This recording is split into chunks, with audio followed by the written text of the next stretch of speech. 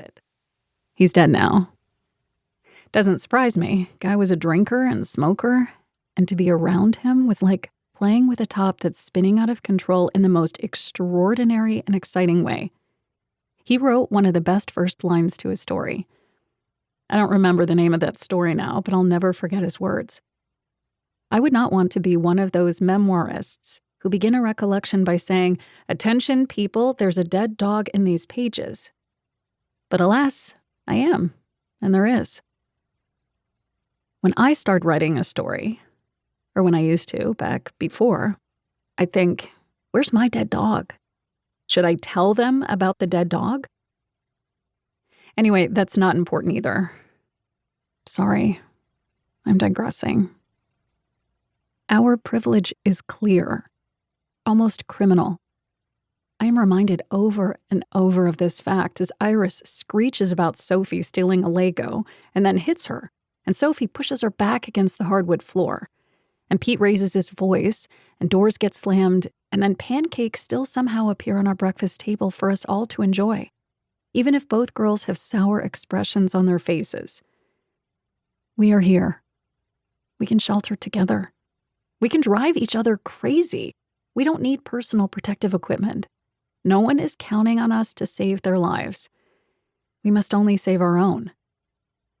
That is the story. We got here late at night on a Wednesday. Schools had closed. It was already bad. Panic had seeped into every corner of the city. And in the evenings, the rats were out, moving like gray-black shadows through the eerily empty streets. Getting into the elevator felt like walking into a war zone. Picking up the mail was dangerous, maybe suicidal. New Yorkers were all scared of one another.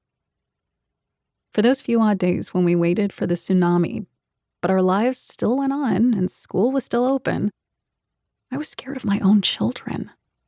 I was scared of Pete coming home from work. I didn't want him touching me or the girls in case he had it. Every throat clearing or sniffle elicited a code orange. We can leave, I told Pete the Sunday before we did. We were in bed. It was after midnight. Not since 9/11 had I heard ambulances punctuating the night like this. I couldn't read. I couldn't leave the bed. I couldn't sleep. The sound had me frozen in some sort of PTSD time warp. We don't have to stay. You want to go to your parents? He asked. I could tell he meant just me and the girls. He'd stay and man the fort. Stoic as this was of him, we females would go to Minneapolis and hunker down, he was thinking. No, Maine, I said.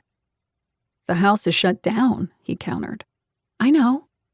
And it's still cold. We have no way of heating it. We've used that fireplace in the living room. Why, once? And the whole house filled with smoke. The pipes will freeze once we get the water on. We'll buy an electric heater or two. Look at the map on the Times site. They don't have any COVID up there. Or any that they know about. The testing, Alice, it's bullshit. We should go. It's safer. I still have my job. Yes, the job.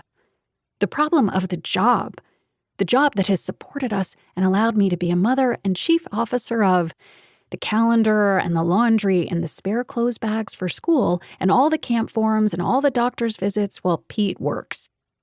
The job that gives me time to try to be a writer when the girls are in school, if I can think of something to write with a few brain cells I have left from being a mother. The time I used to fill notebooks with endless ideas for plays and stories and novels and TV shows. Stacks and stacks and stacks of them that never get opened again and end up in a vinyl bin under our bed. The job that makes our money and is the thing, especially since number 2, that ties us back together over and over again, ever since he began the other thing. Tell them you'll work remotely. The country is headed for financial disaster. They'll need me here. They might not need you at all, Pete. Silence. A mode he slides into effortlessly, with no idea that the girls and I are dangling on the other end of a rope. It can mean anger.